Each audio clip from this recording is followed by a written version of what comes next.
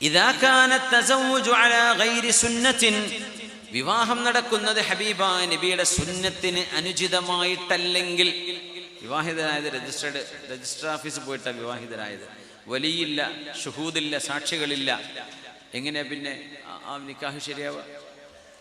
ഇദാ കാനത് തസവ്വുജു അലാ ഗൈരി സുന്ന, സുന്നത്തായ നബിതങ്ങൾ നിശ്ചയിച്ച പ്രകാരമുള്ള വിവാഹമാണ് ഒരു മുസ്ലിം ആണും പെണ്ണും ആ നിക്കാഹിലൂടെയാണ് കുടുംബജീവിതത്തിലേക്ക് പ്രവേശിക്കേണ്ടത്. ആ വിവാഹം ശരിയായില്ല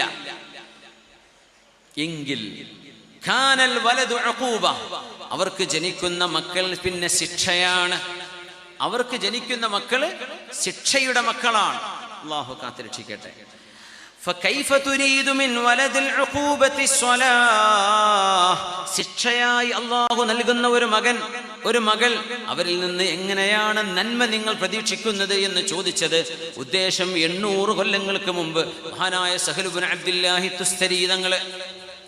എങ്ങനെ നിങ്ങളുടെ വിവാഹ സമയത്ത് തീരുമാനിക്കേണ്ട വിഷയമാണത്. യാ അല്ലാഹ്, ഒന്ന് അഖദിന്റെ ഷർത്തുകൾ, വിവാഹത്തിന്റെ ഷർത്തുകൾ പാലിച്ചില്ല,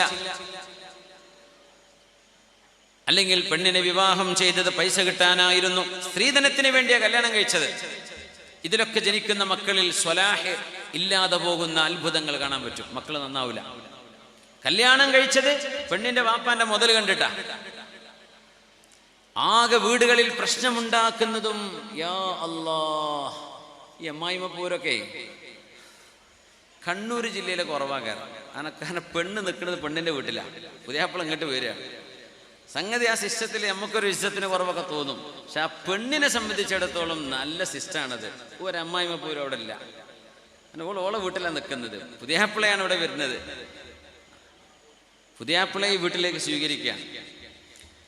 ഞാൻ പറയുന്നത് അമ്മായിമ്മ പൂര് എന്ന് പറഞ്ഞ ആ പൂരുണ്ടല്ല, അതിൻ്റെ പ്രധാനപ്പെട്ട കാരണം പെണ്ണ് കൊണ്ടുവന്ന പൊന്ന് പോരാ, ഓളെ വീട്ടിൽ നിന്ന് കൊണ്ടുവന്ന തേക്ക് മറ്റേ തേക്കായിരുന്നു, നെൽമ്പൂർ തേക്കല്ല. ഓള് കൊണ്ടുവന്ന സാധനം ചൈനൻ്റെതായിരുന്നു, അത് ജപ്പാൻ്റെതല്ല. ഇതൊക്കെ ഇവിടെ പ്രശ്നം. മുതലിനെ ചൊല്ലിയുള്ള പ്രശ്നങ്ങളെ ഇവിടെ ഉള്ളൂ. ഭർത്താവും ഭാര്യയും അവർ കൂളായിട്ട് ജീവിക്കുന്ന ഒരു പ്രശ്നമല്ല.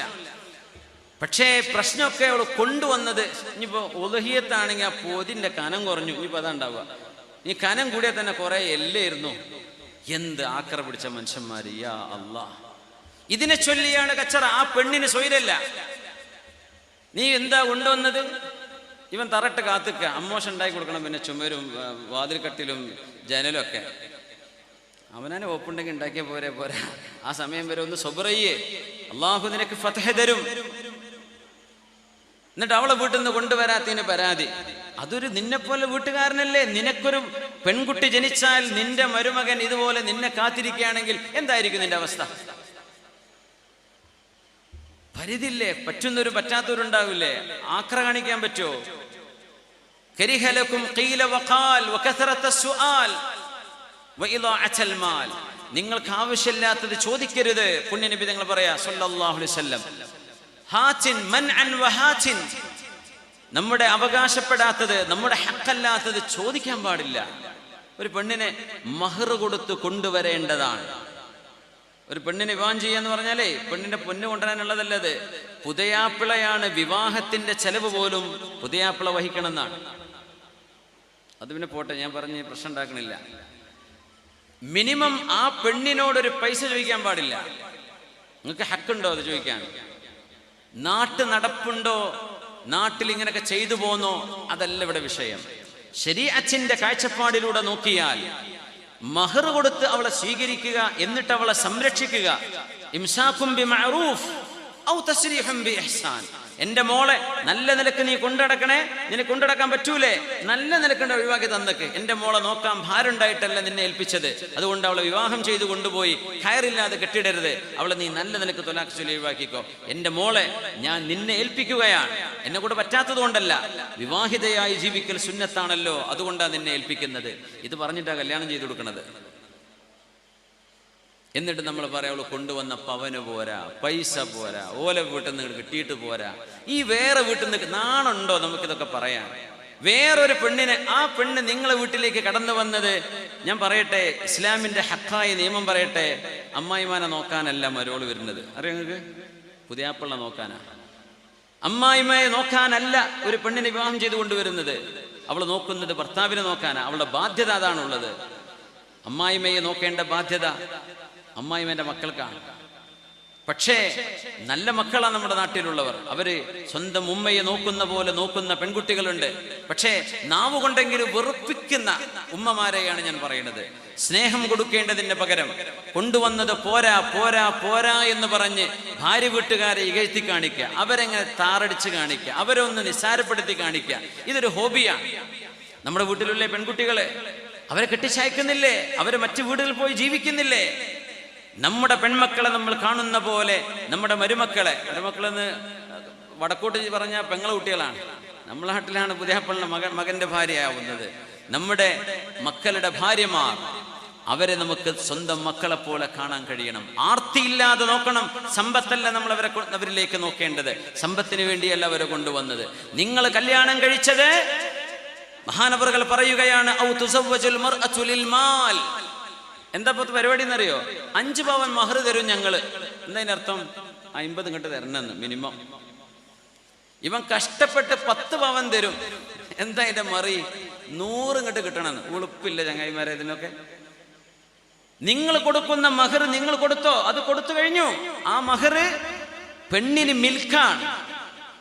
നിങ്ങളുടെ ഭാര്യയ്ക്ക് ഉടമപ്പെട്ടതാണ് മഹർ. അത് അവളുടെ സാധനമാണ്. ഭർത്താവിന് എടുക്കണമെങ്കിൽ വരെ ഭാര്യയുടെ സമ്മതം വേണം. അതിനെ വെച്ച് വിലപേശുകയാണ് നമ്മൾ, അല്ലേ? എന്നിട്ട് പറയും നമുക്ക് കിട്ടിയത് ഇത്രയാണ്. ഇത്രക്കൊക്കെ നമ്മുടെ കുടുംബത്തിലെ കല്യാണം നടക്കാറുള്ളത്. നിങ്ങൾ ഈ കച്ചവട പരിപാടി നിർത്തിക്കൂടെ? സമയായില്ലേ? ഇത് കച്ചവടമല്ല. അതുകൊണ്ടാണ് നിക്കാഹ് ചെയ്ത് കൊടുക്കുമ്പോ ഇത്ര മഹറിന് പകരം എന്ന് പറയരുത്. ഇത്ര മഹർ നിശ്ചയിച്ച് എന്റെ മോളെ ഞാൻ വിവാഹം ചെയ്തു തരുന്നു.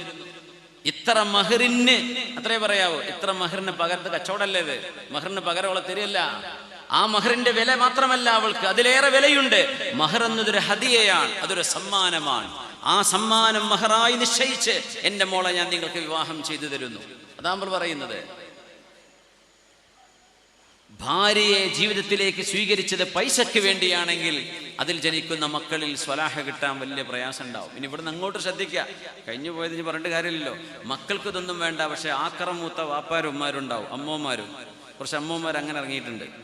അമ്മോന്റെ ആവശ്യമാണത്. പൊന്നാരമ്മോനെ, ഈ മാതിരിയുള്ള ആർത്തിയൊക്കെ നിർത്തിക്കളി. സമ്പത്തിന് വല്ല കച്ചവടം ചെയ്തേക്ക്, ജോലി ചെയ്തേക്ക്. കല്യാണം കഴിക്കുന്നത് പൈസക്കല്ല. പൈസ മോഹിക്കും വേണ്ട, ആഗ്രഹിക്കും വേണ്ട, നിങ്ങൾ അതിലേക്ക് ചിന്ത കൊടുക്കുകയേ വേണ്ട. നമുക്ക് പാടില്ല അത്. നമ്മുടെ സംസ്കാരം, നമ്മുടെ നാട്, നമ്മുടെ ജനങ്ങൾ, നമ്മുടെ വീടുകൾ എത്ര നല്ല മനോഹരമായ വീടുകളാണ് പൊന്തുന്നത്. ആ വീട് വല്ല സമാധാനമുണ്ടോ?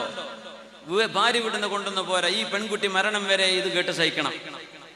അതുകൊണ്ട് ആത്യന്തികമായി കാര്യങ്ങൾ മനസ്സിലാക്കാൻ വേണ്ടി പറയാണ്, ഒരു പെണ്ണിനെ മഹർ കൊടുത്ത് സ്വീകരിക്കാൻ പറ്റുമെങ്കിൽ, അവരെ സംരക്ഷിക്കാൻ കഴിയുമെങ്കിൽ, അവൾക്ക് ഭക്ഷണവും താമസവും പാർപ്പിടവും കൊടുക്കാൻ നിങ്ങളെ കൊണ്ട് കഴിയുമോ എങ്കിൽ മാത്രം നിങ്ങൾ വിവാഹം ചെയ്താൽ മതി. നിങ്ങൾ ആ പെണ്ണിൽ നിന്ന് പൈസ മോഹിക്കരുത്. അവിടെ വാപ്പാന്റെ പൈസ നോക്കണ്ട.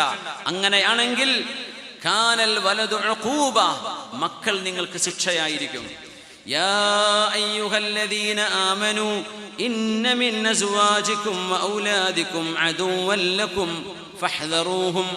മുഅ്മിനീങ്ങളെ, നിങ്ങളുടെ ഭാര്യമാരിൽ, നിങ്ങളുടെ മക്കളിൽ നിങ്ങൾക്ക് ശത്രുക്കളുണ്ട് എന്ന് വിശുദ്ധ ഖുർആൻ.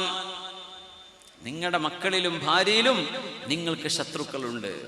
നിങ്ങളുടെ ദീൻ നിങ്ങൾക്ക് നഷ്ടമാകുന്ന വിധമുള്ള ചുറ്റുപാടുകൾ നിങ്ങളുടെ ഭാര്യയിലും മക്കളിലും വരാനിടയുണ്ട്. നിങ്ങൾ സൂക്ഷിക്കണമേ. ഹബീബായ നബി തങ്ങൾ പറഞ്ഞത്, ഒരു പെണ്ണിനെ വിവാഹം ചെയ്യുന്നത് ആ പെണ്ണിന്റെ നന്മയും സ്വലാഹും അവളുടെ ദീനും കണ്ടുകൊണ്ടായിരിക്കണം. അതിനാണ് മുൻഗണന കൊടുക്കേണ്ടത്. സൗന്ദര്യം അതിൻ്റെ കൂടെയുണ്ട്, സമ്പത്തുണ്ട്, അവളുടെ വാപ്പാക്കൽ അവൾക്ക്, അല്ലെങ്കിൽ അവളുടെ തറവാടിത്തമുള്ള കുടുംബമാണ്, ഇതൊക്കെ അതിൻ്റെ പിന്നിൽ വരാം, കുഴപ്പമില്ല. നിങ്ങളുടെ ലക്ഷ്യം ദീനായിരിക്കണം. നിങ്ങൾ സമ്പത്തിനല്ല, അവളുടെ സൗന്ദര്യത്തിനുമല്ല, അവളുടെ തറവാടിത്വത്തിനുമല്ല, അവളുടെ ദീനിനാണ്. നല്ല സ്വഭാവമുള്ള സംസ്കാരമുള്ള മോളാണ്, അതുകൊണ്ടായിരിക്കണം നിങ്ങൾ വിവാഹം ചെയ്യേണ്ടത്. അങ്ങനെ അല്ല എങ്കിൽ ഭാര്യ ഭർത്താക്കന്മാർക്കിടയിലും മക്കളിൽ ഇടയിലും ഖസ്വത്തും അദാവത്തും ഉണ്ടാകും.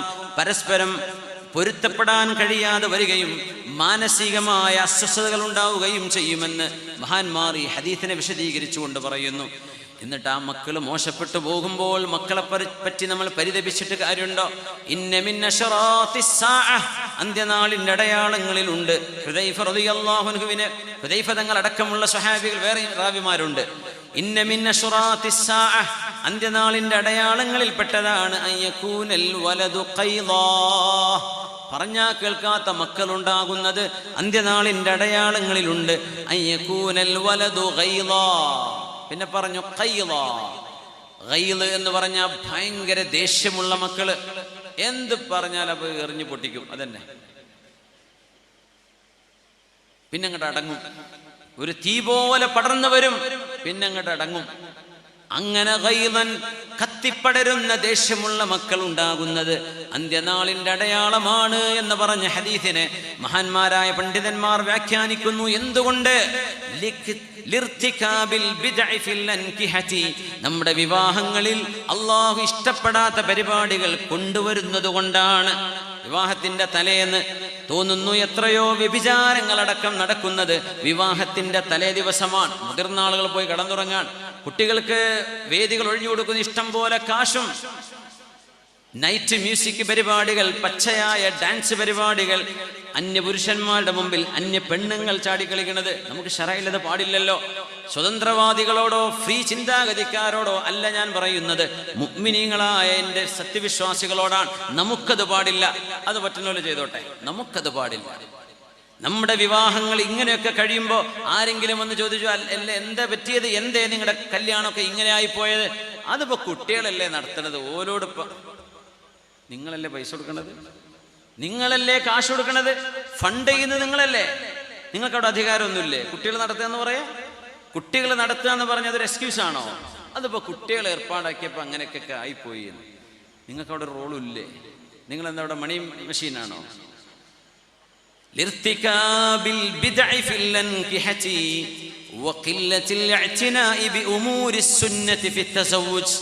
വിവാഹം നടക്കുമ്പോൾ സുന്നത്തുകൾ പാലിക്കാതിരിക്കുകയും ഹബീബായ നബി തങ്ങളുടെ ചര്യ പാലിക്കാതിരിക്കുകയും ആണുങ്ങളും പെണ്ണുങ്ങളും ഇടകലരുകയും പുതിയണ്ണിനെ പുതുനാരിയെ ഓഡിറ്റോറിയങ്ങളിലൊക്കെ പരസ്യമായും സ്റ്റേജിൽ ഇരുത്തുമ്പോൾ അത് കാണുന്ന ഓഡിയൻസ് മെഹ്റമുകളാണോ? ആണോ?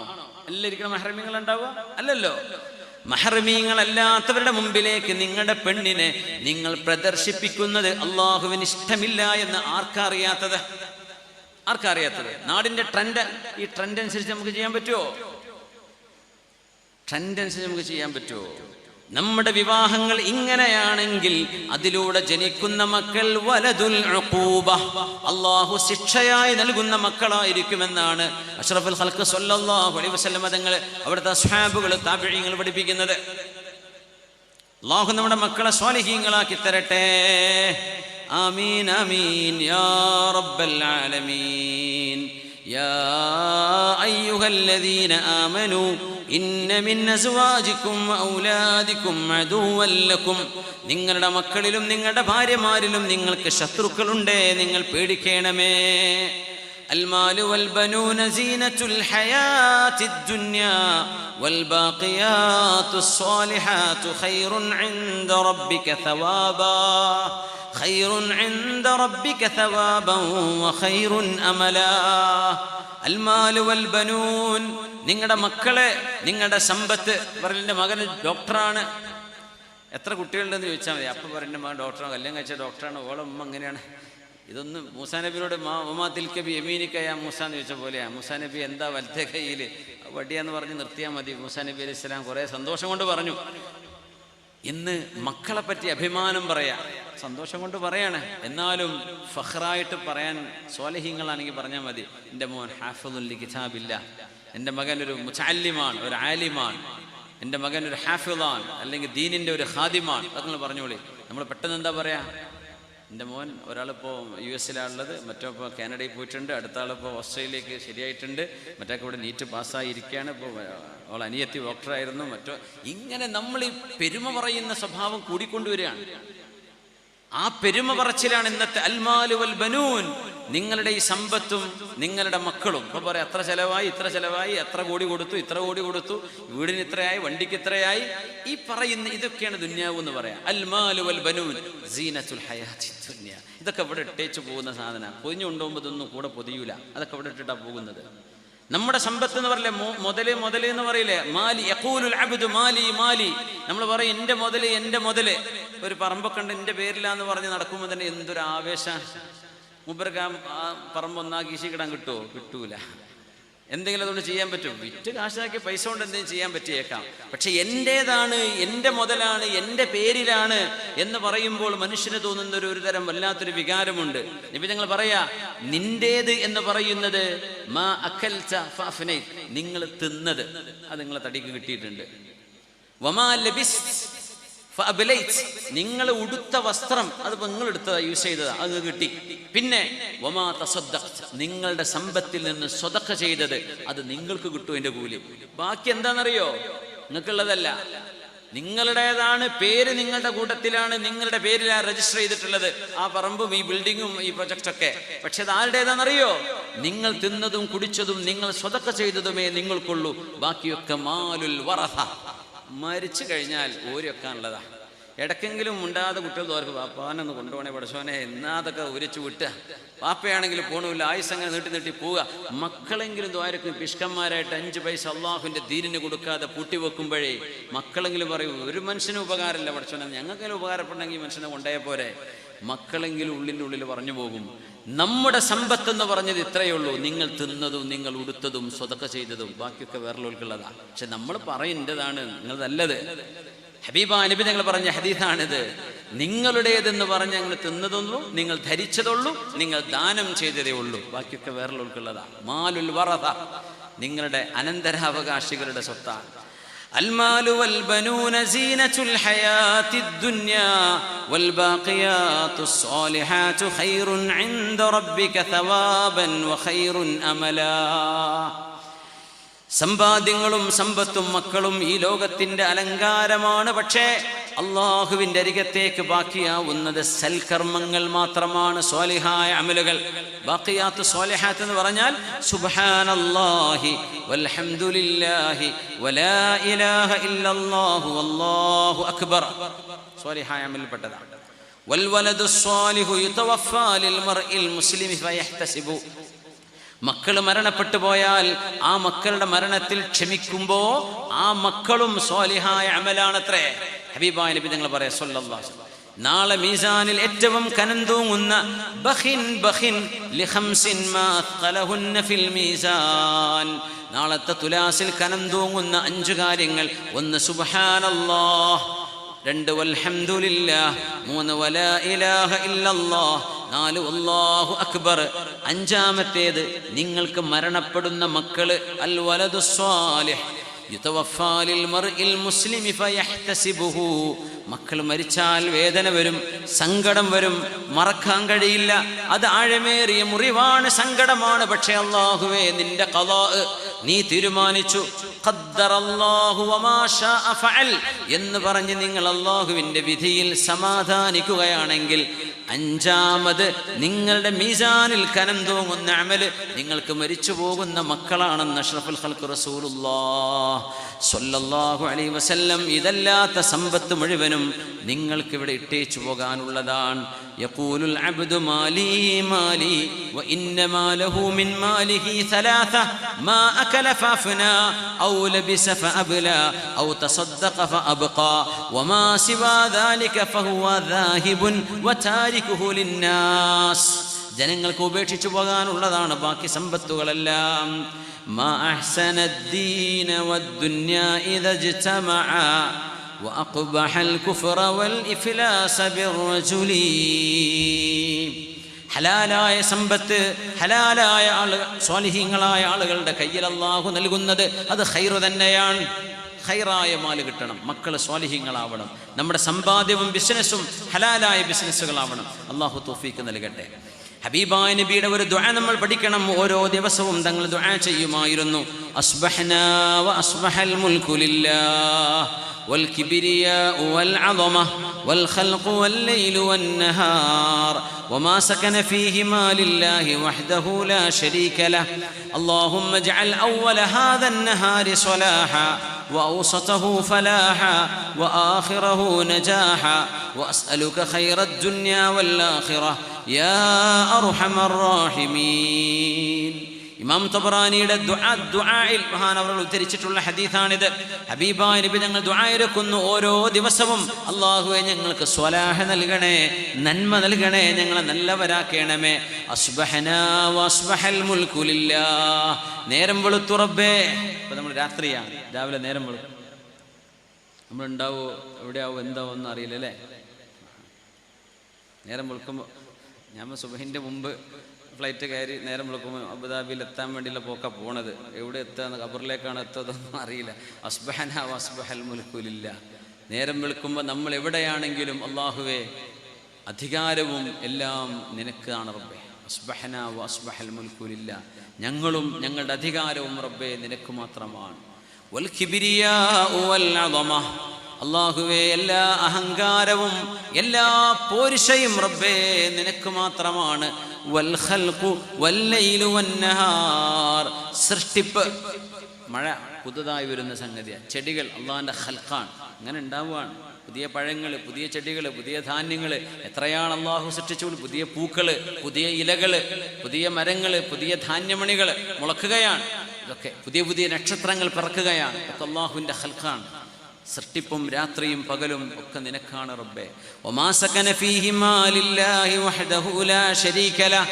രാത്രിയിലും പകലിലും അല്ലാഹുവിൻ്റെ പ്രപഞ്ചത്തിൽ അന്തിയുറങ്ങുന്ന എല്ലാം അല്ലാഹുവേ നിനക്ക് മാത്രമാണ്. നിന്റെ അധികാരത്തിൽ പങ്കുകാരായിട്ട് ആരുമില്ല റബ്ബേ.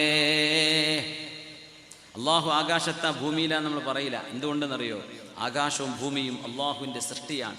അല്ലാഹുവിൻ്റെ സൃഷ്ടിയിൽ അല്ല, സൃഷ്ടിക്ക് പുറത്താണ്. ഖൽഖ് അല്ലാഹു ചെയ്ത പണിയാണ്. നമ്മൾ അല്ലാഹുവിൻ്റെ സൃഷ്ടികളാണ്. അല്ലാഹു ഈ സൃഷ്ടി ലോകത്തിന് പുറത്താണ്. സുബ്ഹാനക യാ റബ്ബ്. നബി തങ്ങൾ ദുആ ചെയ്യുന്നു, അല്ലാഹുമ്മ ജഅൽ അവ്വല ഹാദൻ നഹാരി സ്വലാഹാ.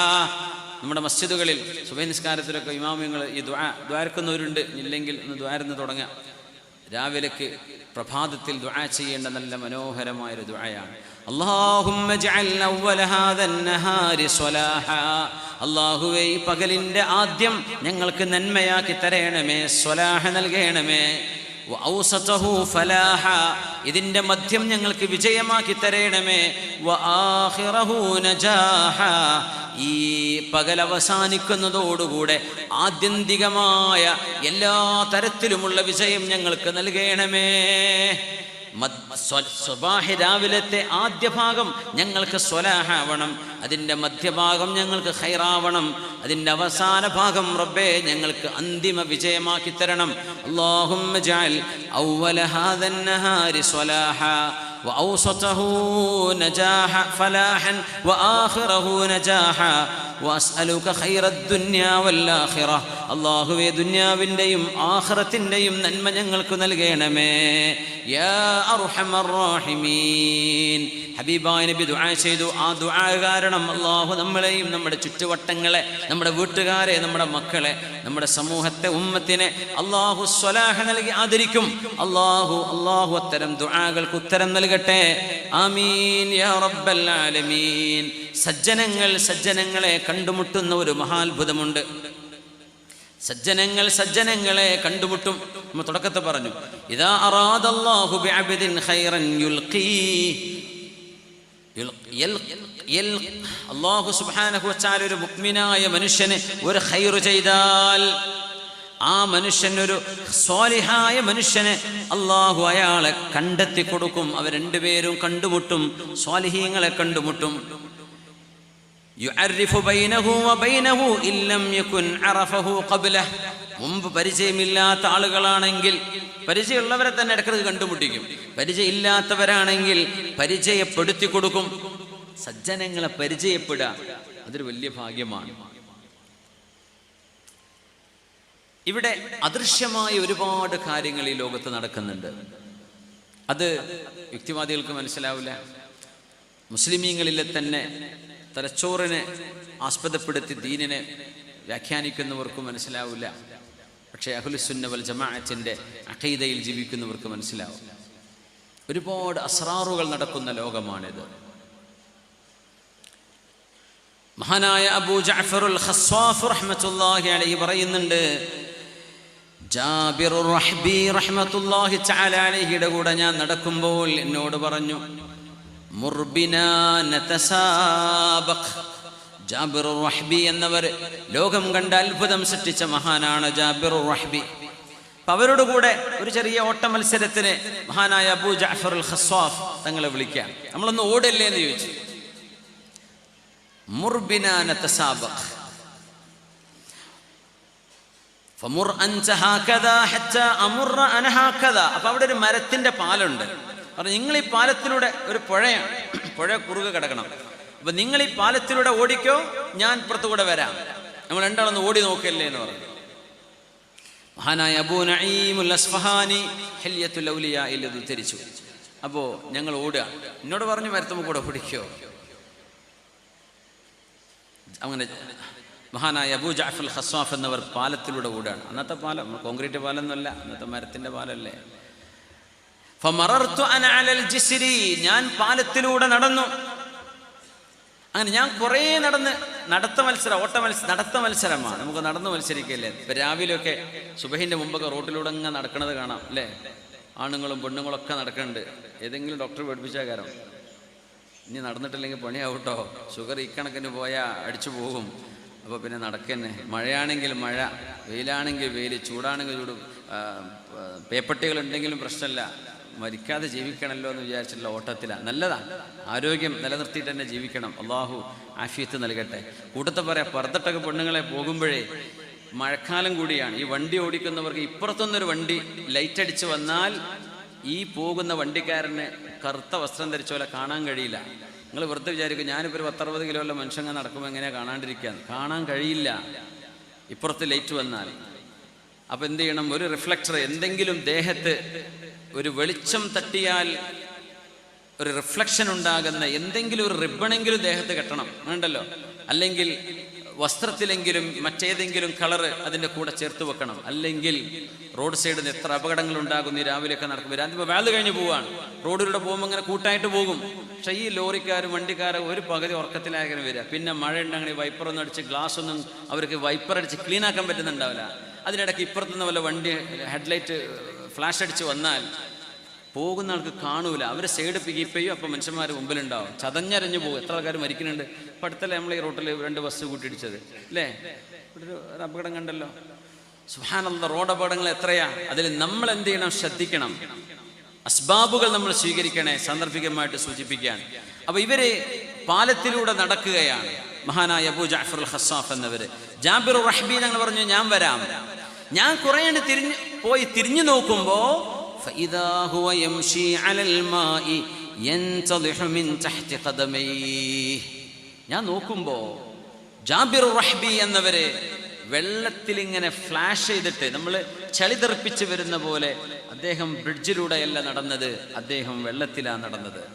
ആ വെള്ളത്തിലൂടെയുള്ള നടത്തം ഒരു കറാമത്താണ്. ഇത് ഔലിയാക്കന്മാർക്ക് സംഭവിച്ചത് ഒരുപാടുണ്ട്.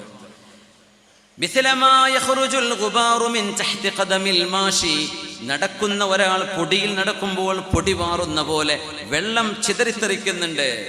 അങ്ങനെയാണ് അദ്ദേഹം വെള്ളത്തിലൂടെയാണ് ഓടി വന്നത്. ഇത് ചിലർക്ക് മായാവി കഥയായിട്ട് തോന്നും. മുഅ്മിനീങ്ങൾ ആമന്ന വസദ്ദഖന, സജ്ജനങ്ങൾക്കുണ്ടാകുന്ന മഹാത്ഭുതങ്ങളെയാണ് കറാമത്ത് എന്ന് പറയാം. അത് വിശ്വസിക്കാൻ മുഅ്മിനീങ്ങൾക്ക് ഒരു പ്രയാസമില്ല. അല്ലാത്തവർക്ക് ഇതൊരു കോമഡി ആയിരിക്കും. അതവർ അതിൻ്റെ വഴിക്ക് പോയിക്കോട്ടെ.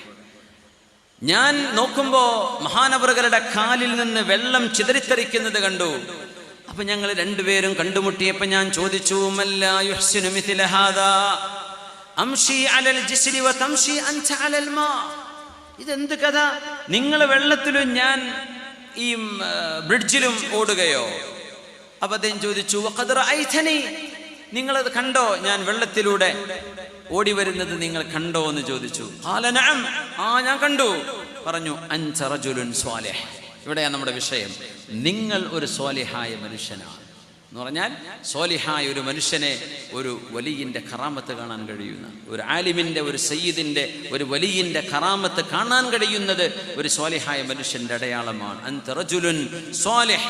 മഹാനായ അബൂ നഈം തങ്ങൾ ഇത് ഉദ്ധരിക്കുകയാണ്. എന്നിട്ട് പറയുന്നു, മഹാനായ നജ്മുദ്ദീനുൽ അസീ തങ്ങൾ പറഞ്ഞു, ഫീ ദാലിക ഇശാറ, ഇതിൽ ഒരു ഇഷാറയുണ്ട്, ഇതിലൊരു മഅനയുണ്ട്. അന്ന സ്വാലിഹ് ലാ യുത്ലിഉ അലാ കറാമതിഹി ഇല്ലാ മൻ കാന സ്വാലിഹ. സ്വാലിഹായ ഒരാൾക്ക് ഒരു വലിയ തൻ്റെ കറാമത്ത് കാണിച്ചു കൊടുക്കുകയുള്ളൂ എന്നും അതിന് സാരമുണ്ട്. അപ്പോൾ അതുകൊണ്ട് നമ്മൾ പറയും, ഞാൻ കണ്ടില്ലല്ലോ, എനിക്ക് അനുഭവം ഉണ്ടായിട്ടില്ലല്ലോ, എനിക്കത് ബോധ്യപ്പെട്ടിട്ടില്ലല്ലോ. നിങ്ങളതിൻ്റെ ആ ഒരു സ്ഥാനത്തേക്ക് ഉയർന്നിട്ടില്ല. അത് ഉയരുമ്പോൾ കാണാൻ കഴിയും എന്നാണ് അതിനർത്ഥം. അല്ലാഹു സുബ്ഹാനഹു വ തആല ഔലിയാഇൻ്റെ ആ ഒരു സുഹ്ബത്തും അവരുടെ സജ്ജനങ്ങളുടെ സ്വഭാവവും അല്ലാഹു നമ്മളിൽ കാണിച്ചു തരട്ടെ. ഒരാൾ വന്നിട്ട് മഹാനവറുകളോട് ചോദിച്ചു, മഹാനായ നജ്മുദ്ദീൻ അസീ തങ്ങളോട്, യാ സയ്യിദി അഫീ ഹാദ സമാനി വലി, ഈ കാലഘട്ടത്തിൽ വലിയുണ്ടാകുമോ? ഈ കാലഘട്ടത്തിൽ വലിയുണ്ടോ? ഔലിയാക്കന്മാരൊക്കെ മരിച്ചുപോയി തീർന്നിട്ടുണ്ടാവില്ലേ? ഇപ്പൊ വലിയ ഔലിയാക്കൾ ഉണ്ടാകുമോ? ലാ യഖ്ലു വഖ്തും മിനൽ ഔലിയാഇ ഹത്താ തഖൂമ അസ്സാഅ. മഹാനായ നജ്മുദ്ദീനുൽ അസീ തങ്ങൾ പറഞ്ഞു, അദ്ദേഹത്തിന്റെ വാപ്പ വലിയൊരു ആലിമാണ്, ഇവരൊക്കെ തസ്കിയത്തുൻ നഫ്സിന്റെ അർബാബുകളാണ്.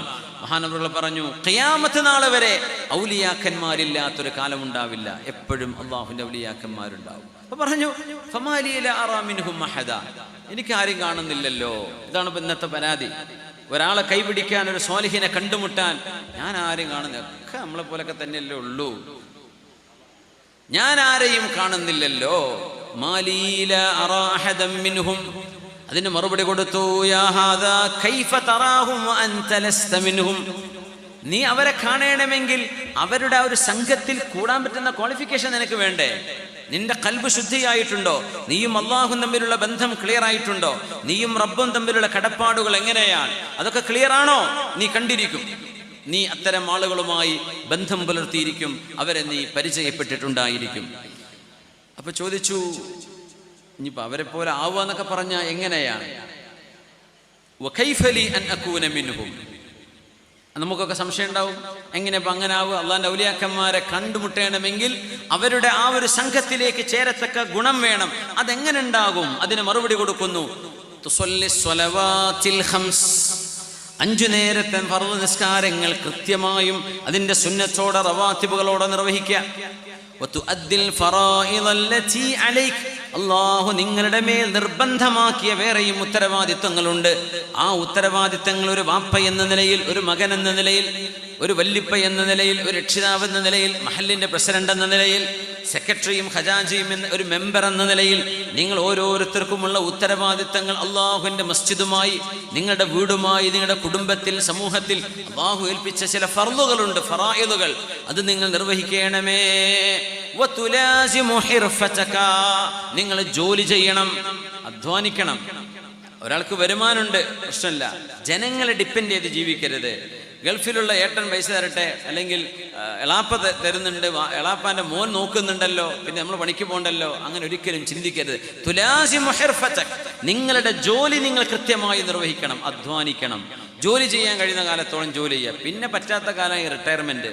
ആരോഗ്യമുള്ള സമയത്ത് റിട്ടയർമെന്റ് ആയ പിന്നെ എന്താ ചെയ്യുക? അധ്വാനിക്കണം. തുലാസിം ഹിർഫ. തസൗഫിന്റെ ഇൽമിൽ പറയുന്ന തസൗഫ് എന്ന് പറഞ്ഞാൽ എന്താണ്?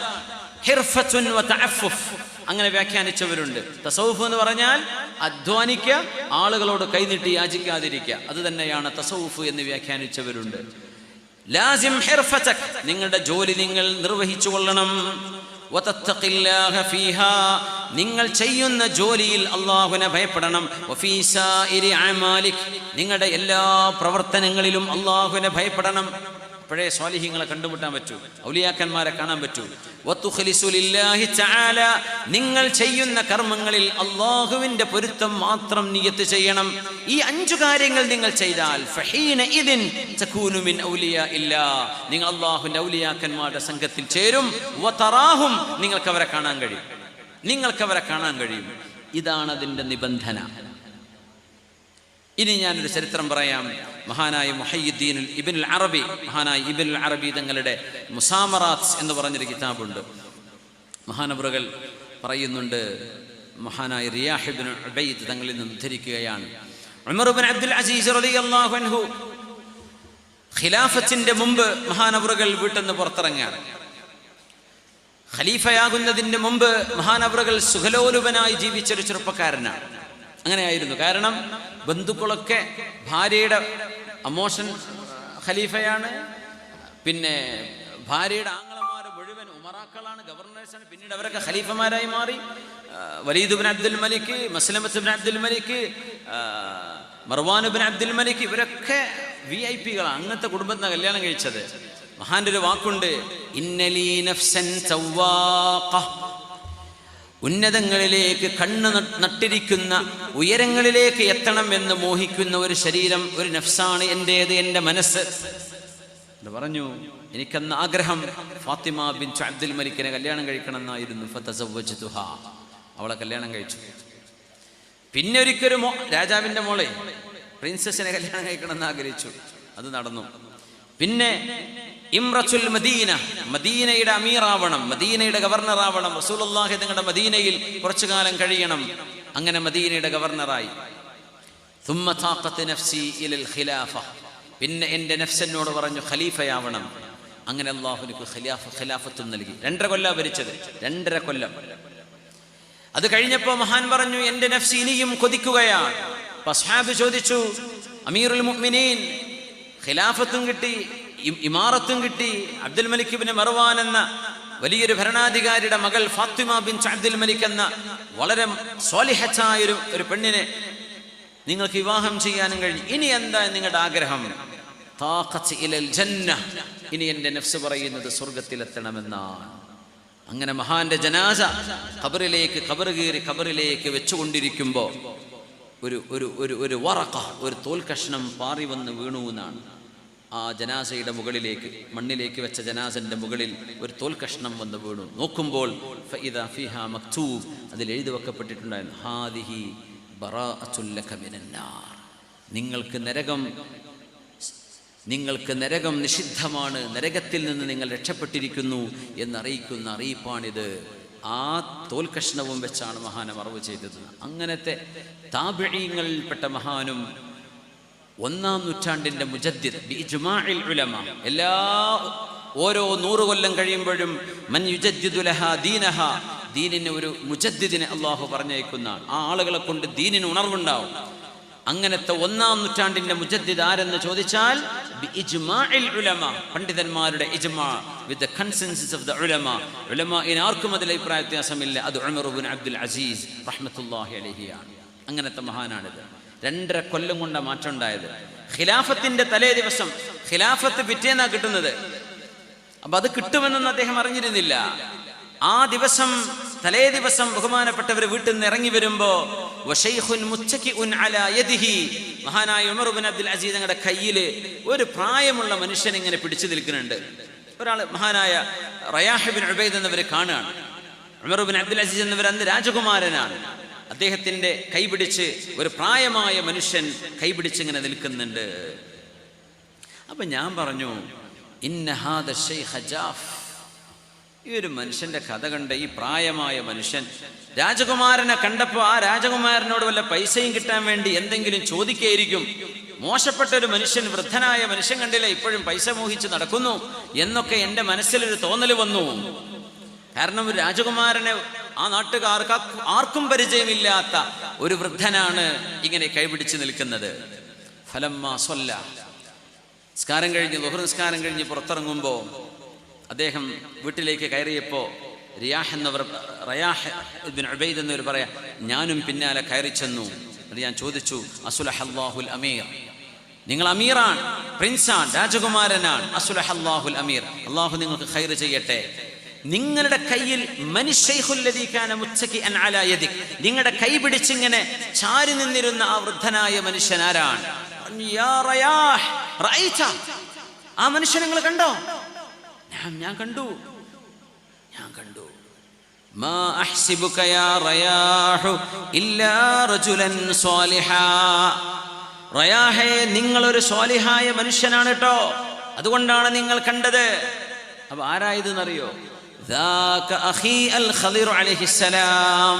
ഇതെന്റെ സഹോദരൻ ഖിദ്ർ നബിയാണ് അലൈഹിസ്സലാം. ആ വന്ന വൃദ്ധനായ മനുഷ്യൻ ഖിദ്ർ നബി അലൈഹിസ്സലാമായിരുന്നു. അതാനി ഫഅലമനി, എൻ്റെ അരികത്ത് വന്ന് എന്നോട് പറയുകയായിരുന്നു, അന്നീ സഅലി അംറ ഹാദിഹിൽ ഉമ്മ, ഈ ഉമ്മത്തിന്റെ വിലായത്ത്, ഈ ഉമ്മത്തിന്റെ ഉത്തരവാദിത്വം ഞാൻ ഏറ്റെടുക്കുമെന്നും വ ഇന്നി സഅദിലു ഫീഹാ, ഞാൻ അതിൽ നീതിമാനായ ഭരണാധികാരിയായി മാറുമെന്നും എന്നോട് പറയുകയായിരുന്നു ഖിദ്ർ അലൈഹിസ്സലാം. ഇത് പറഞ്ഞ് പിറ്റേന്നാണ് അദ്ദേഹത്തിന് ഖിലാഫത്ത് നൽകപ്പെടുന്നത് എന്നത് മറ്റൊരു അത്ഭുതമാണ്. ഖിദ്ർ നബി അലൈഹിസ്സലാമിന്റെ ജീവിതത്തിൽ കണ്ടുമുട്ടുന്ന ഭാഗ്യമുണ്ടായ എത്രയോ ആളുകളുണ്ട്, ചരിത്രങ്ങളിൽ ഒരുപാട് സംഭവങ്ങളുണ്ട്. ഖിദ്ർ നബിയെ നിങ്ങൾ കണ്ടല്ലേ റയാഹ് ഇബ്നു ഉബൈദ്, നിങ്ങൾ സ്വാലിഹായ മനുഷ്യനാണ് എന്ന് പറഞ്ഞ ഒരു സ്വാലിഹായ മനുഷ്യനെ അത് കാണാനുള്ള അവസരം ഉണ്ടാവുള്ളൂ എന്നാണ്. സ്വാലിഹായ ഒരു മനുഷ്യനെ ഒരു വലിയനെ കണ്ടുമുട്ടാൻ കഴിയുള്ളൂ. അങ്ങനെ തൗലിയാക്കന്മാരെ കണ്ടുമുട്ടുന്നുവെങ്കിൽ നിങ്ങളിൽ സ്വലാഹുണ്ട് എന്നാണ് ഇതിനർത്ഥം. സ്വലാഹ് ഉണ്ടാവേണമെങ്കിൽ 5 കാര്യങ്ങളാണ് മഹാന്മാർ നിർദ്ദേശിച്ചത്. അതാണ് നമ്മൾ ചർച്ച ചെയ്തത്. റഹ്മാനായ റബ്ബ് അല്ലാഹു റബ്ബുൽ ഇസ്സത്ത് നമ്മളെ സ്വാലിഹീങ്ങളിലേക്ക് ചേർത്തി തരട്ടെ. നമ്മുടെ ശരീരങ്ങൾ നമ്മെ ആത്മവിചാരണ ചെയ്യുകയും അള്ളാഹുലേക്ക് അടുക്കാൻ വേണ്ടി ഇബാദത്ത് വർദ്ധിപ്പിക്കുകയും ചെയ്യത്തക്ക വിധം നമ്മെ തന്നെ നിരൂപിക്കുന്ന ലവ്വാമത്തായ നഫ്സ് കൊണ്ട് അള്ളാഹു നമ്മെ അനുഗ്രഹിക്കട്ടെ. ബിസ്മില്ലാഹിർ റഹ്മാനിർ റഹീം. ലാ ഉഖ്സിമു ബിയൗമിൽ ഖിയാമ വലാ ഉഖ്സിമു ബിന്നഫ്സിൽ ലവ്വാമ أيحسب الإنسان أن لن نجمع عظامه بلى قادرين على أن نسوي بنانه بل يريد الإنسان ليفجر أمامه يسأل أيان يوم القيامة فإذا برق البصر وخسف القمر وجمع الشمس والقمر يقول الإنسان يومئذ أين المفر كلا لا وزر إلى ربك يومئذ المستقر لا أقسم بيوم القيامة അന്ത്യനാളിനെ തന്നെയാണ് സത്യം. വലാ ഉഖ്സിമു ബിന്നഫ്സിൽ ലവ്വാമ, ആത്മവിചിന്തനത്തിന് സ്വയം നിരൂപണം ചെയ്യുന്ന, സ്വന്തത്തോട് നീ ചെയ്തത് ശരിയല്ലല്ലോ എന്ന് തെറ്റു ചെയ്യുമ്പോൾ പറയുന്ന ശരീരങ്ങളെ തന്നെയാണ് സത്യം. അള്ളാഹു സത്യം ചെയ്തിട്ടുണ്ടെങ്കിൽ അതൊരു വലിയ അത്ഭുതമാണ്. അള്ളാഹു അത്തരം നഫ്സുകളെ, ലവ്വാമത്തായ നഫ്സുകൾ അള്ളാഹു നമുക്ക് നൽകട്ടെ. നമ്മുടെ നഫ്സിൽ 3 എണ്ണമാണ്. ഒന്ന് അമ്മാറ, തിന്മ ചെയ്യാൻ പ്രേരിപ്പിക്കുന്നത്. രണ്ടാമത്തേത് ലവ്വാമ, തിന്മ ചെയ്യുമ്പോൾ നമ്മളെ ആക്ഷേപിക്കുന്ന നമ്മുടെ ശരീരം. നീ ചെയ്തത് ശരിയായില്ലല്ലോ, അവിടെ നീ പറഞ്ഞത് ശരിയായില്ല, നീ അത് പറയാൻ പാടില്ലല്ലോ, നീ അങ്ങനെ എഴുതാൻ പാടില്ലായിരുന്നല്ലോ എന്ന് സ്വന്തത്തെ ചിന്തിപ്പിക്കുന്ന നഫ്സ്. പിന്നെ പറഞ്ഞു വൻ നഫ്സുൽ മുത്മഇന്ന, ഈമാന് കൊണ്ട് ആത്മശാന്തി പൂണ്ട് കിടക്കുന്ന ശരീരം. അവരെയാണ് മരണനേരത്ത് മലക്കുകൾ വിളിച്ചു കൊണ്ടുപോവുക. യാ അയ്യതുഹൻ നഫ്സുൽ മുത്മഇന്ന, അല്ലാഹുവിനെ പൊരുത്തപ്പെട്ട ശരീരമേ, ദീനുൽ ഇസ്ലാം, പുണ്യ പ്രവാചകർ സല്ലല്ലാഹു അലൈഹി വസല്ലം, അല്ലാഹു റബ്ബുൽ ഇസ്സത്ത് ഇത് റിള കൊണ്ട് സ്വീകരിച്ച ശരീരമേ, ഉദ്ഖുലീ ഫീ ഇബാദി വദ്ഖുലീ ജന്നതി, അങ്ങനത്തെ നഫ്സേ ഇങ്ങോട്ട് പോരിൻ, എൻ്റെ അടിമകളിലേക്ക്, എൻ്റെ സ്വർഗത്തിലേക്ക് കടന്നോളൂ എന്ന് അത്തരം നഫ്സുകളോട് പറയപ്പെടും. യാ അയ്യതുഹൻ നഫ്സുൽ മുത്മഇന്ന ഇർജിഇ ഇലാ റബ്ബികി റാദിയതൻ മർദിയ, അള്ളാഹുവിനെ തൃപ്തിപ്പെട്ടുകൊണ്ടും അള്ളാഹു നിന്നെ തൃപ്തിപ്പെട്ടുകൊണ്ടും ഇങ്ങോട്ട് വന്നേക്കിൻ, അള്ളാഹുലേക്ക് പോരിൻ. ഫദ്ഖുലി ഫീ ഇബാദി വദ്ഖുലി ജന്നതി, എൻ്റെ സജ്ജനങ്ങളായ അടിമകളിലേക്ക്, എൻ്റെ സ്വർഗത്തിലേക്ക് കടന്നോളൂ എന്ന് അത്തരം നഫ്സുകളോട് പറയപ്പെടുന്നുണ്ട്. യാ അല്ലാഹ്, ആ ഭാഗ്യം അള്ളാഹു നമുക്ക് നൽകട്ടെ. നമ്മളൊക്കെ ഊഴം കാത്തിരിക്കുക. ജയിലിൽ വധശിക്ഷയ്ക്ക് വിധിച്ചവരെ തല മൂടിക്കെട്ടിയിട്ട് കൊണ്ടുപോകും ഓരോരുത്തരെ ടൈമാവുമ്പോൾ. അപ്പോൾ അടുത്തുള്ള ആളെ ഞാനിഞ്ഞ് എപ്പോഴാണാവോ എന്ന് കാത്തിരിക്കുന്ന പോലെയാണ് മരണത്തെ ഞാനും നിങ്ങളും കാത്തിരിക്കുന്നത്. ആ ഓർമ്മ നമുക്കെപ്പോഴും ഉണ്ടാവണം, നല്ലതാണ്. മരണത്തെക്കുറിച്ച് നാളെ ഞാൻ മരിച്ചു കിടക്കുമ്പോൾ ഈ മനുഷ്യൻ മരിച്ചത് നന്നായി എന്നൊരാളും പറയരുത്. നമ്മുടെ മരണത്തിൽ യഹിന്നു അലൈക്കും, ആ മനുഷ്യൻ കുറെ കാലം ജീവിക്കണമായിരുന്നു എന്ന് ജനങ്ങൾ മനസ്സുകൊണ്ട് പറയണം. അതൊരു ശഫാഅത്താണ്. നമ്മൾ മനുഷ്യർക്ക് ഭാരമാവാതെ ജീവിക്കണം. ഒരു സ്വാലിഹായ മനുഷ്യനായിരുന്നു, ഒരു സ്വാലിഹത്തായ പെണ്ണായിരുന്നുവെന്ന് നമ്മളെപ്പറ്റി നാളെ പറയപ്പെടണം. അതാണ് ഈ ലോകത്തെ ഏറ്റവും വലിയ സർട്ടിഫിക്കറ്റ്. നിങ്ങൾക്ക് ലോകത്ത് കൈപ്പറ്റാൻ പറ്റുന്ന ഏറ്റവും വലിയ നൊബേൽ പ്രൈസ്, ഏറ്റവും നല്ല വലിയൊരു സർട്ടിഫിക്കേഷൻ എന്ന് പറയുന്നത് മുഅ്മിനീങ്ങളുടെ നാവിലൂടെ കാന അബ്ദൻ സ്വാലിഹ, അയാൾ ഒരു നല്ല മനുഷ്യനായിരുന്നു, ഇത് പറയലാണ്. ആ ഭാഗ്യത്തിന് വേണ്ടിയാണ് നമ്മൾ അധ്വാനിക്കേണ്ടത്. ബിസ്മില്ലാഹിർ റഹ്മാനിർ റഹീം. വലാ ഉഖ്സിമു ബിന്നഫ്സിൽ ലവ്വാമ അയഹ്സബുൽ ഇൻസാനു അല്ലൻ നജ്മഅ ഇളാമ. മരിച്ച് മണ്ണായി പോയി എല്ലുകൾ നുരുമ്പിപ്പോയതിനു ശേഷം അവന്റെ എല്ലുകളെ കൂട്ടിയോജിപ്പിച്ച് ഒരു ശരീരം നൽകി, ജീവൻ നൽകി വിചാരണക്കവനെ ഹാജരാക്കാൻ അള്ളാഹുവിന് കഴിയില്ല എന്ന് ചിലർ ചിന്തിക്കുന്നുണ്ടോ? ബലാ, അള്ളാഹു കഴിയുന്നവനാണ്. ഖാദിരീന അലാ അൻ നുസവ്വിയ ബനാന. നിങ്ങൾ ഓരോരുത്തർക്കും വ്യത്യസ്തമായ വിരൽ അടയാളങ്ങളാണ് അള്ളാഹു നൽകിയത്. 7 ബില്യൺ ജനങ്ങൾ ലോകത്ത് ജീവിച്ചിരിപ്പുണ്ട്. ഒരു 10 ലക്ഷമാകുമ്പോഴാണ് 1 മില്യൺ എന്ന് പറയാം. അങ്ങനെ 1000 10 ലക്ഷമാകുന്നതാണ് 1 ബില്യൺ. അങ്ങനത്തെ 7 ബില്യൺ മനുഷ്യന്മാർ ഇപ്പൊ ജീവിച്ചിരിപ്പുണ്ടെന്നാണ് കണക്ക്. അള്ളാഹു അലം. പിന്നെ ഇവരോരോരുത്തർക്കും വ്യത്യസ്തമായ പ്രിന്റുകളല്ല കൊടുത്തത്. ഓരോരുത്തരുടെ മരിച്ചുപോയവരുടെ വ്യത്യസ്തമാണ്, ജീവിച്ചിരിക്കുന്നവർ വ്യത്യസ്തമാണ്, ഇനി വരാനിരിക്കുന്നവരുടെ മനുഷ്യരുടേതും വ്യത്യസ്തമായിരിക്കും. ഇതൊക്കെ യുണീക്കാണ്. അള്ളാഹു മനുഷ്യനെ ബഹുമാനിച്ചു എന്നതിന് അടയാളം അതാ. നമ്മൾ ഓരോരുത്തരുടെയും സ്കിൻ കളർ യുണീക്കാണ്. നിങ്ങളുടെ ഈ കളർ വേറെ ആക്കില്ല. ശരിക്കണം നോക്കിയാൽ മതി. നിങ്ങളുടെ ഹൈറ്റും വെയിറ്റും അതേ ഹൈറ്റ് വെയിറ്റ്, നിങ്ങളുടെ അതേ രൂപഭാവം വേറെ ഒരാൾക്കില്ല. തടിയിലെങ്കിലും വ്യത്യാസം ഉണ്ടാവും, വെയിറ്റിലെങ്കിലും വ്യത്യാസം ഉണ്ടാവും. നിങ്ങളുടെ തൊലിക്കൊരു മണമുണ്ട്, സ്മെല്ലുണ്ട്. സാധാ വിയർപ്പിന്റെ സ്മെല്ലല്ല, ബോഡിക്കൊരു സ്മെല്ലുണ്ട്. അത് യുണീക്കാണ്, അത് വേറൊരാൾക്കില്ല. അതുകൊണ്ടാണ് ഈ നായൊക്കെ മണം പിടിക്കുന്നത്. ഓരോ ശരീരത്തിനും ഒരു മണമുണ്ട്, അത് നമുക്ക് മണക്കാൻ കിട്ടൂല. നമ്മുടെ ഓരോരുത്തരുടെയും കൃഷ്ണമണി യുണീക്കാണ്. അങ്ങനത്തെ കൃഷ്ണമണി ലോകത്ത് വേറൊരു മനുഷ്യനില്ല. ആലോചിച്ച് നോക്കി. ഇതൊക്കെ ഈ ചെറിയ സാധനത്തുമല്ല അള്ളാഹു ഇത്തരം വെറൈറ്റി വെച്ചിട്ടുള്ളത്. അള്ളാഹിന്റെ ഖൽഖ്, ഹാദാ ഖൽഖുല്ലാഹ് അറൂനി മാദാ ഖലഖല്ലദീന മിൻ ദൂനി. അള്ളാഹിന്റെ സൃഷ്ടിപ്പാണിത്. ഓരോരുത്തരുടെ കണ്ണും വ്യത്യസ്തമാണ്. യാ അല്ലാഹ്, അള്ളാഹ് പറയാണ്, ഞാൻ നിങ്ങളെ നാളെ എഴുന്നേൽപ്പിക്കൂല എന്നാണോ നിങ്ങൾക്ക് തോന്നുന്നത്?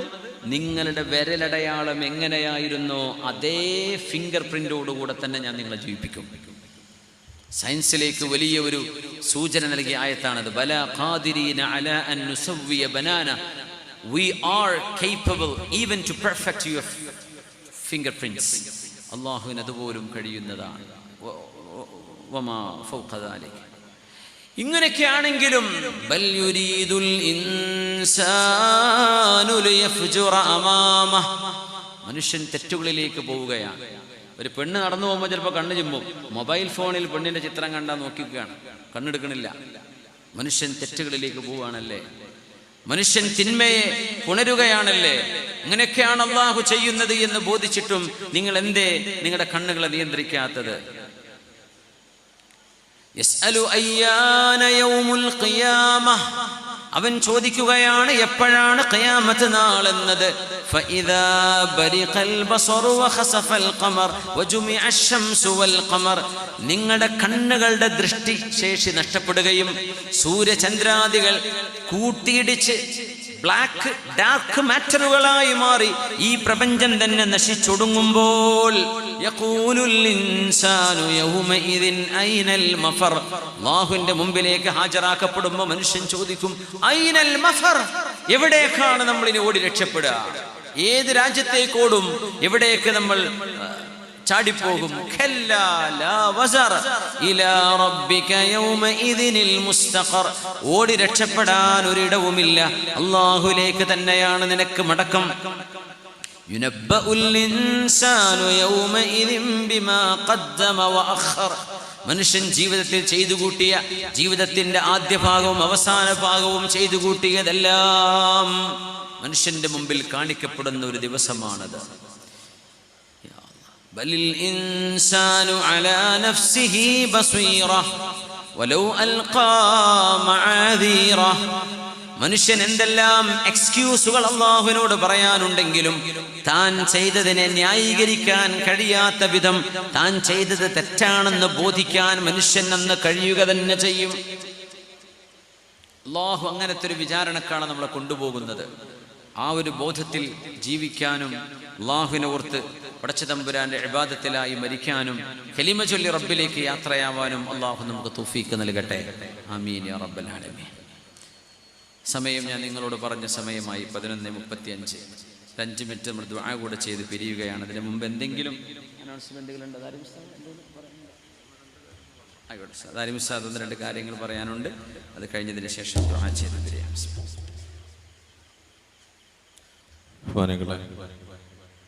അൽഹംദുലില്ലാഹ്, നീണ്ട ഒരു 3 മണിക്കൂറിലധികമായി പഠനാർഹമായ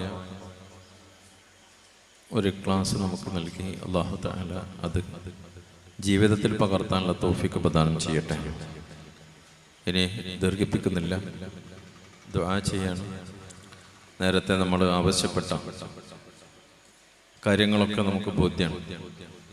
നമ്മൾ ഒരുമിച്ച് കൂടിയത് ഒരു സൂഫി വര്യൻ്റെ നാമധേയത്തിലുള്ള മണ്ണിലാണ്.